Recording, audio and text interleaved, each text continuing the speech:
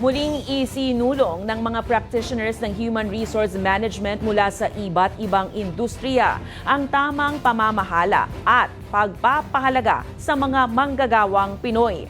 Sa katatapos na 14th Philippine HR Congress, binigyan ng bagong skills at training ang mga HR leaders sa bansa para mas makatugon sa mga bagong pangangailangan at sitwasyon ng mga empleyado sa makabagong panahon. Kabilang sa natalakay sa conference ay ang iba't ibang labor issues, paggamit ng teknolohiya tulad ng artificial intelligence at ang pagkakaiba ng mga ugali ng tao depende sa edad o yung tinatawag na generational gap. Paalala ng organizer ng HR Congress, hindi po gagana ang anumang kumpanya kung wala ang mga tao na nagpapatakbo nito.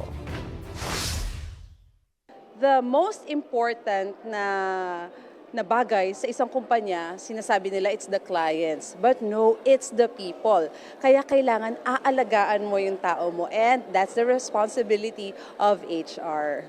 Pag nag-improve ang mga employees na naaalagaan ng HR practitioners, aangat ang Pilipinas. Diba? If you help one individual, they will help other individuals, mas mag-i-improve ang Philippines. That's what we all want.